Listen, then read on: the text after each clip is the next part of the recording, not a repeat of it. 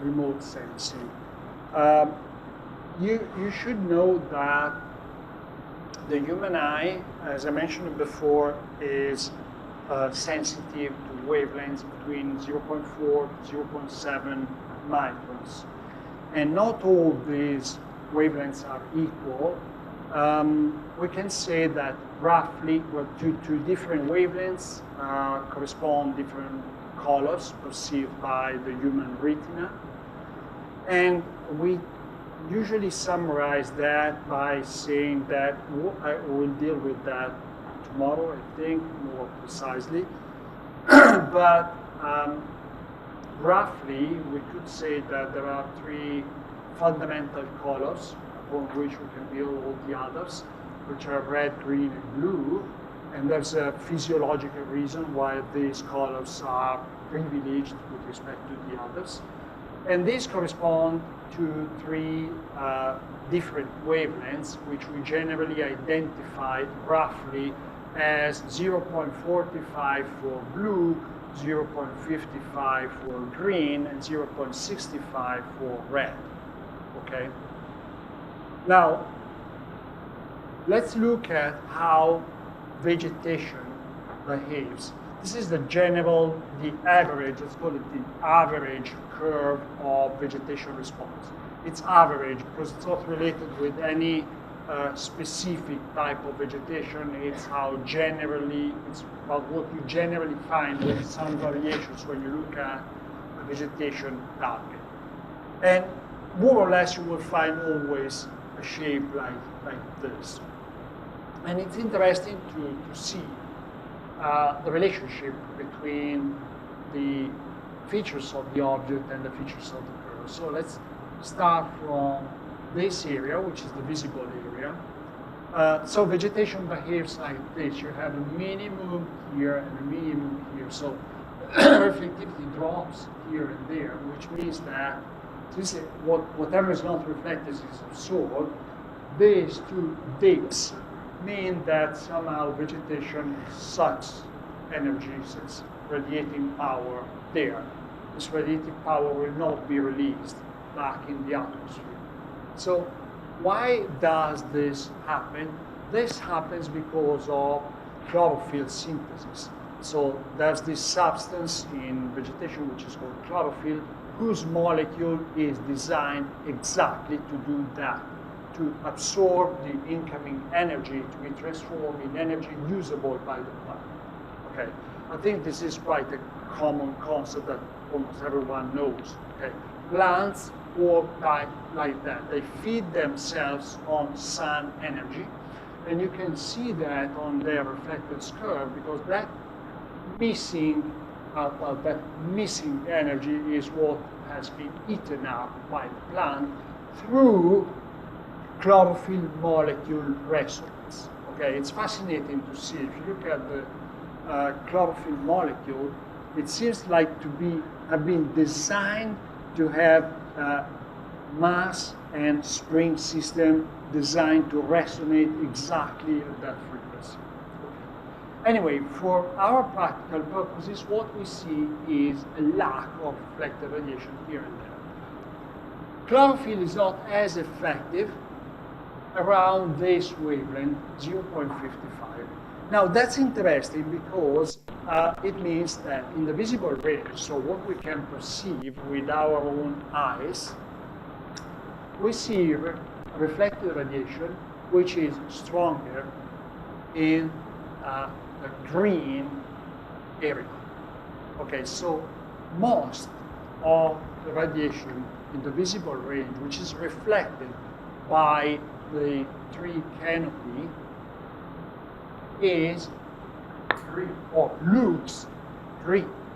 So we see vegetation green because of chlorophyll. Why? Because of chlorophyll? Because chlorophyll does exactly this job. It kills radiation in the blue and in the red domain and releases green. So when we look at vegetation, we see green. The next interesting part of it, which is not visible to our eyes, but it's very relevant to remote sensing, is that the structure of the leaves is very effective in rejecting near-infrared radiation.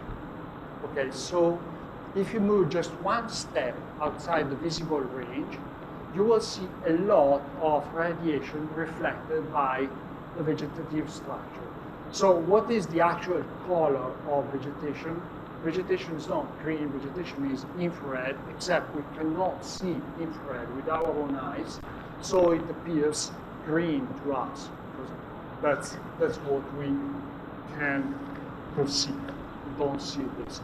Insects, for example, typically very good, animals in general, are typically very good at perceiving this type of radiation because it's survival matter for them. Okay, so I'm telling this because for two reasons. One is even with our own natural remote sensing instrument, we can see some distinctive features of the object that we are looking at. But the other important message is, if you think of remote sensing, when you're searching for vegetation, you shouldn't look for green matter, for green stuff. You should be looking for infrared stuff. Okay, this is so well known that a number of so-called vegetation indexes have been built based on this reflected speed. Then if you broaden your view, you will also realize that, for example, you have two more dips here at 1.5 and 1.9 microns. These are due to resonances in water molecules that are contained in vegetation. So depending on how much water is contained in vegetation, you may have deeper or shallower dips here, but you generally always find them. Okay, so as I said earlier, this is a general shape for general behavior for vegetation reflectivity, but it's indicative, and especially it's very useful to show the concept that if you look at reflectance curve in an optical context, you can learn a lot about the object that you are observing. Okay.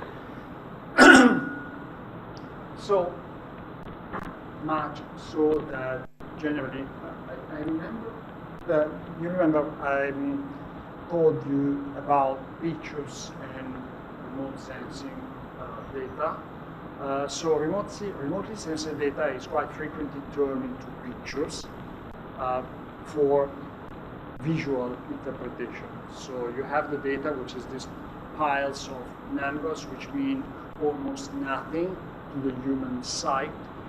So you may find it useful to take this data and turn them into images. We will see later on how it can be done effectively. In these cases, you can leverage the features of remotely sensed data to get a better view of what you're interested in. Like in this case, when you have sparse vegetation, shallow vegetation, not so clearly visible vegetation in a natural, so-called natural color image, where you try to imitate what a human eye would see, you can make it much more visible if you don't represent the greenness of the vegetation, but if you represent the infrared contribution from vegetation. So this is a so-called infrared color image where you painted red the infrared component rather than the red component. And you see how the same vegetation, which is barely visible in a natural color image, emerges clearly when you leverage the infrared peak. I have another example here, which is typical in the remote sensing community. This is the natural color image of a certain area. It's a university campus with a football field. Everything seems very much vegetated, but if you switch to near infrared, to infrared color representation, you can easily notice that this vegetation was actually fake. Okay, it looked green because it was designed to look green to the human eye, so They made sure there was a peak in the green area, but then what was lacking was the actual infrared response of real vegetation. Okay, this is one more example of, this is a visual example, okay? That's not how you do classification in remote sensing. This is just for educational purposes. How can I distinguish one type of land cover from the other from their different spectral response, okay? In the optical domain. As you will see, if you reason on microwave domain, then the story is a little bit different. But this is a different story. Okay. False color, right. It was a false color composition. Exactly. Okay. So, one more note which is important to see in relation with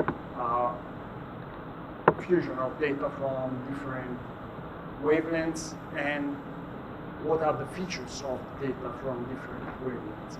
So we need to reason a little bit about electromagnetic sources.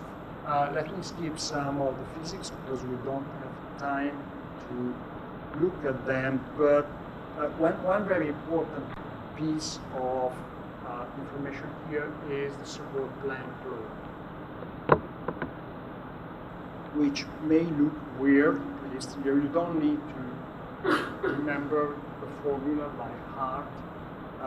This is just to say that we have a thing which is called the spontaneous emission of radiation. Every body, every physical body at the temperature above 0 Kelvin, so above absolute 0 degrees, so basically including everything, spontaneously emits electromagnetic radiation because of the thermal movement of the thermal motion of its atoms, molecules. Okay, and because of the physics, this takes place with a certain spectral distribution, which follows the so-called Planck law, which depends on lambda and is given for a certain temperature T. So if you change the temperature, the lambda, the distribution of emitted power with lambda changes. Okay. Now, this is the law. This law applies to the so-called black body, which is a theoretical body. You don't find it in the real world, but it's a good basis for discussing real-world cases. And I will tell you shortly why this happens. But the basic fact here is that if you raise the temperature, you will raise the amount of radiation which is emitted by a body. Not only that, but you will also change the distribution of lambda, the distribution of power with lambda, so the so-called spectral distribution of power. And this happens in a manner which we cannot see we don't have the time to see the details of this, but we'll go straight to the point. If you think of a body, a black body at a certain temperature, then typically by raising the temperature, you will see the distribution. Distribution always includes a rising section, then a peak, and then a slow decreasing section. Yeah, this is how that formula, as it translates into a graph, depends on temperature. So if you change the temperature, you change the curve, but you always have an increasing, a peak, and a decreasing section. Okay, and the peak is higher for higher temperatures, and it can grow. So if you increase the temperature, you can start getting a significant emission even in the visible range. So at room temperature, this curve is so low, so displaced to the left, that we don't see any spontaneous emission with our own eyes.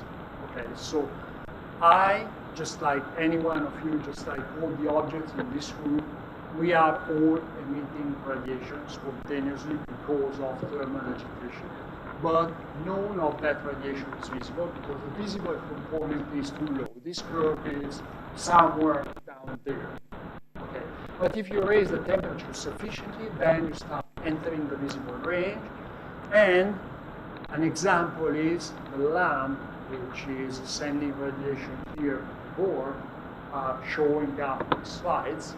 Yeah, that's the result of bringing a small portion of metal to a high temperature. So this is Planck-emitted radiation. Okay. If you walk out and you look up, you will see another big source of spontaneous Planck radiation. It's the sun. Okay, that's where I'm getting to. Now, both the sun and the Earth are good approximations of the Planck of the black body. So the Planck law approximately applies to them. And if you consider, now I switched the graph to the log-log configuration. So you have log wavelength here and log power up there. If you, so this is the shape that the Planck curve, the Planck law takes. If you represent the sun, the temperature of the sun and the temperature of the Earth, you approximately get these two curves. The yellow one and this was supposed to be red. The projector probably is not representing it very accurately. Anyway, this is the sun and this is the Earth. Now, first of all, you may notice that the peak of emission for the sun matches the human eye sensitivity. The human retina developed along the hundreds of thousands of years to be sensitive exactly to the largest amount of radiation available. So basically, the human eye tuned itself to the operation of the sun. That's one fact. But the other important fact is that we do not receive just this radiation, just visible radiation from the sun, but the Earth is illuminated by a broad range of wavelengths. Okay? This portion is generally killed by the atmosphere, but this goes through. You remember the optical window, 0.4 roughly to 11, 12, something down there, depending on the area, depending on the atmosphere. Okay. So we should reason on this portion of the spectrum. What happens in that portion of the spectrum? There's an interesting point to see here. And it's the fact that the other player in the field is the Earth itself. Okay. So in this section of the graph, you mostly have a contribution from the sun. The Earth's contribution is negligible, plunges down there and you don't notice. But then, if you move to longer wavelengths, then the Earth contribution starts becoming relevant. Okay. This means that when you think of the optical window, you should break it down into two sections. One section, the boundary is more or less, it's conventionally placed at 3 microns, but it's actually blurred. It's very much blurred. One section where you get plenty of radiation from the sun.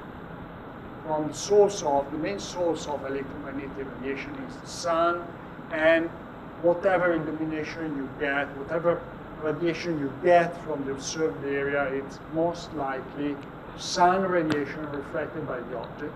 And the mechanism that you're leveraging is exactly what we saw at the beginning of the lecture. But then there's also another section within the optical window where things work a little bit differently because you have a significant contribution from the Earth itself. This means that when you operate a sensor in this area, you're no longer necessarily looking at reflected radiation. You're likely looking at a significant contribution from the observed object itself. Okay. Now, to cut the story short, when I said when you look at the optical window, you generally see the chemical composition of the object. Now, that's pretty accurate if you think of this section of the optical window. It's no longer accurate if you move beyond 3 microns. And still, staying on the short path, when you look at this section of the electromagnetic spectrum, what you're looking at is the temperature of the object itself. Why? Because, as I said, when the temperature changes, the emission curve changes. In this graph here, I placed a curve related to average temperature of the Earth's surface. But this curve is actually mobile with the temperature, with the actual temperature of the area that you are observing. And since the temperature changes and the emission changes, if you measure the emission, not the reflection, you can relate it to the temperature. This is the so-called thermal remote sensing. If you operate a sensor in this area, it generally means that you are trying to estimate the temperature of the observed object rather than its chemical composition. Okay? So you may remember in COVID times when in every place you had this sort of thermal cameras. Okay? These operate on the basis of this principle. Okay? And this is operationally done also from satellite remote sensing. There are devices which operate in the so-called thermal bands, and these are designed to estimate the temperature of the Earth's surface. But one thing, even at a very shallow level, one thing you should be aware of is that this is a very tricky, slippery type of measurement. In principle, you have a law which connects very tightly the emission and the temperature. So you have the emission, you measure the emission, you have the temperature. But that's not as easy as it seems. There are at least 2 factors to take into account. One is that you still have a contribution from the sun. It's decreased, but it's not over. And the other factor, which is the most difficult obstacle to the correct estimation of the temperature, is the fact that the actual emission depends not only on the temperature, but, look at it, by the reflectivity of the object. So the same temperature translates into very different levels of emission depending on the so-called emissivity, which is the complementary to the reflectivity. So to translate it into easier terms means that when you have 2 bodies at the same temperature, so like a hand and the ring on the hand, which is at the same temperature basically because it's in close contact with the hand, you sense the emitted radiation and you will find very different temperature estimates. But the temperature is the same. Why do you find different estimates? Because the emission that you get from the hand is much stronger than the emission from the ring because they have different emissivities. They have different emissivities because they have different reflectivities. The ring is very shiny, it's very reflective, which drags down its emissivity. So what, getting back to remote sensing, can I measure the so-called surface temperature using satellite remote sensing? The answer is yes, but be very careful. In order to have a reliable estimate, you need to start from very reliable estimation of the reflectivity of the object, which you only have if you know exactly what you're looking at. Does that make sense? So, like for example, Landsat has a so-called thermal band. But the thermal band will provide you an emission value, okay, an emitted power value. But that emitted power value will not relate directly with temperature. You need to add a second component, a second piece of information, which is what am I looking at? Because if I'm looking at, for the same emission, if I'm looking at vegetation, that corresponds to a different temperature than if I'm looking at bare soil. Okay, so that's the main problem with estimating temperature starting from satellites is you need to know what you're looking at. And this is very important to be determined. So, thinking back at the scheme I did earlier this morning, we have the optical window and we have the microwave window.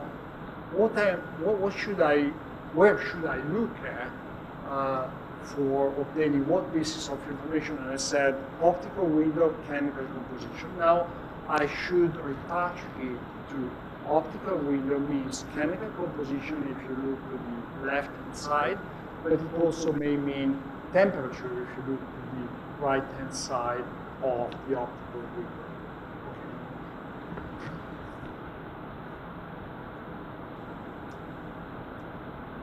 Okay, I think we can skip this. Just one important note here. I mentioned that the atmosphere is important to take into account because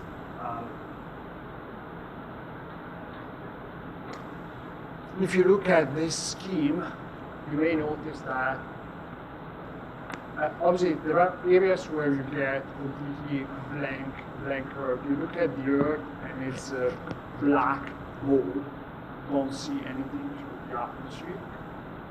But even when you have windows, the opacity of the atmosphere, part of radiation which is absorbed, is not zero, it's greater than zero. So the atmosphere still interferes with the propagation of radiation. Not too much, but still needs to be taken into account. In the microwave domain, it's not a big problem. As you see from the graph, the microwave window is pretty clean, that the atmosphere won't bother you too much. But if you look at the optical domain, then the atmosphere will bother you, and you have to take that into account in your measurement. So when you work with optical remote sensing, you need to distinguish between the so-called top of atmosphere radiance or sea level radiance, which are respectively the radiance, so the incoming power into the instrument, as measured at the so-called top of the atmosphere, which means I'm measuring whatever powers come from the Earth, and I'm not taking into account that there's an atmosphere there. Top of the atmosphere means that I place myself on top of the atmosphere. So whatever the atmosphere has done to the radiation, it's there. I've done nothing to counteract that effect, okay? As opposed to bottom of atmosphere or sea level radiance, BOA. It's not in the slide, but just make a note of it. Bottom of atmosphere, BOA radiance, means that mathematically, by processing the data, I brought the measurement from the top of the atmosphere to the bottom of the atmosphere. So I tried to make an estimate of what actually happened at the level of the observed object. Okay, this is a very important concept because the difference may be substantial, especially if I have a situation with fog or mist or phenomena like that, where the atmosphere interacts heavily with the reflected radiation. If the atmosphere eats up a part of the radiation, and I do not realize that, I do not correct for that effect, I will be heavily underestimating the reflectance. I will be taking a wrong map, like a worn up key, where a part of the map has been taken away from me. Okay, it doesn't work anymore. So these are important terms to be taken into account when you do practical remote sensing. When you have a remotely sensed data set, you should wonder, okay, what am I talking about? These are numbers, but maybe other numbers, maybe whatever, but I need to understand what these numbers mean. Have they been corrected or have they not been corrected? Because it makes a lot of difference. Okay, this is something that I get angry at my students about. Are you aware of whether this data is corrected or not? No, sir, I am not. Okay, so go back and get this information, because you have to know what data you're dealing with. Okay, it's not all the same. This difference is something, let me make this one. This difference is something that you may not notice if you're working with pictures. I mean, if you translate the data into an image, you may not be concerned with this difference, because the human visual system is extremely robust. The combination of our eyes and our brain can interpret almost everything. Sometimes it makes big mistakes, but in general, it's very good at understanding what is located, what is there. Okay? But so you don't realize, even if you're working with bad or poor quality data, you may see that it doesn't look very good, but you can still see that, oh, I'm looking at the building, or I'm looking at a water body, and the rest is solid land and things like that. Okay, so great. If you work with pictures and visual interpretation, it doesn't matter. Okay, you can overcome the possible errors in the data thanks to the robustness of your brain, of your interpretation strategy. But be aware of one thing. When you look at pictures, you're throwing away most of the information. Plus, your interpretation capability is limited to a few aspects. Okay, so like you can see you're looking at a building, you can notice you're looking at a water body, but for example, you will never be able to provide a quantitative estimation of how much biomass is contained in that water, or whether the concrete of that building is of a particular type or another, or if it's in good shape or not. Okay, so this is something that you should really keep in your mind. when you talk interpreting pictures and leveraging remotely sensed data are two very different playing fields. They may nurture each other. You may perfect your strategy when you understand what data you're looking at, but one is not a replacement for the other. Okay. Great.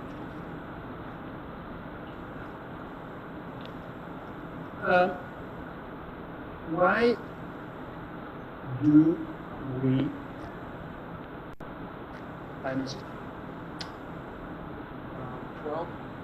Almost 12:45. Okay. So I think I don't have much time, so let me make an on-the-fly selection for just a couple of things. We have a phenomenon in the atmosphere which is called scattering, and I thought it's interesting. It was interesting to talk about it because it has a direct impact on remotely sensitive data. This is not a distraction of the transiting energy. It's just sending the energy to a different direction, so that the energy that was supposed to reach the instrument is actually thrown somewhere else. It is due to the particles suspended in the atmosphere, and it's particularly interesting to the human beings because this is the phenomenon which gives rise to the blue sky. Okay, so the sky is blue because there's a phenomenon called scattering because of inhomogeneities in the atmosphere. If the atmosphere was not there, the sky would not be blue. If you think of it, there's no reason why we should see blue looking at the sky, because the sky is not blue, it's black, it's pitch black. So it's the atmosphere. And also clouds. Clouds are the result of scattering. And clouds are a blocking factor when you do optical remote sensing. Clouds, given the size of the particles, clouds are very effective at scattering light in the optical domain. So when you operate a optical remote sensing device, if the area that you are observing is cloudy, you don't get any sensible measurement. You do get a measurement, but it's about the energy scattered by the clouds, not by the target that you're interested in. Okay, so you can do the measurement anyway, obviously, but the subject of the measurement is not the intended subject, it's something else. Maybe a subject of investigation in itself, but if you talk about surface, solid earth, sensing, that it's not your goal. So basically what we say is that clouds prevent you from doing remote sensing. It's not 100% accurate, but it's a decent summary of the situation. Now, the same phenomenon doesn't take place when you work with microwaves. So if you switch from the optical domain to the microwave domain, switch to that window, then you don't need to be concerned about clouds because the size of the particle is so small compared to the wavelength, centimeters, the wavelength in the microwave domain, that this will have no effect on the transiting radiation. A wavelength is a physical length, okay, and it matters a lot. In the interaction with physical matter, the wavelength doesn't realize the presence of objects that are small compared to itself. So when you work with wavelengths that have the size of centimeters, in the case of microwaves, small droplets which compose the clouds do not have any significant effect on them. Rain may have. If you operate short wavelength microwave remote sensing, like X-band also, heavy rain may be a problem, maybe, not necessarily. In general, the general rule is if I operate optical sensors, then I have to be concerned with clouds. If I operate microwave instruments, I generally don't. Okay. No. I think we are supposed to stop here at this stage. Just one last note, and then I promise I will let you go. I think this is important operationally. One thing I only briefly mentioned is that we learn, if you use optical remote sensing and we think of right-hand side of the optical window, we get information about the chemical composition of the target because the reflected radiation is basically, it's a flipped copy of the absorbed radiation, and the absorbed radiation is linked to the chemical composition. Okay, great. Why reflected radiation is a flipped copy of the absorbed radiation? Because of the energy balance. Okay, so you have a certain amount of energy power into the reflection phenomenon. Part of the energy is absorbed. Whatever is not absorbed is reflected. So if you have 100 and 30 is absorbed and 70 is reflected back. Fair enough. Okay, and you do that for every wavelength, and you get a flipped photocopy of the absorbance, which you call reflectance, and from reflectance you find the type of object that you're dealing with. But there's an implicit assumption here, which is there's no third way. So the radiation landing on the surface either is absorbed or is reflected. But in some cases, like for example, if you have to do with water, then you do have a third way, which is transmission. Okay, does that make sense? If I look at a reflected radiation on water, I'm not looking at what is not absorbed. I'm looking at what is not absorbed and not transmitted. And transmittance in water is a relevant contribution because water, at least in the optical domain, is transparent, right? So a lot of energy is not absorbed, it sinks into the water body. Okay, so what I measure as a reflection is not directly related with absorption. And this is generally a problem. Okay, so when I do remote sensing on water, I'm not related with absorption, I'm related with something else, which is much more complicated. I have no time to go into the details of it, but just keep in mind that when you work with water, you have a lot of additional problems. One is the fact that you have mirror reflection. So you get either no reflection or too much reflection, independently of the particular body, plus radiation that sinks into the water body then may come up again reflected by, for example, suspended matter or things like that, which is at the same time an opportunity because you can measure the contribution from suspended matter and estimate how much, for example, algae bloom may be there. But at the same time, it's a heavy disturbance for your measurement.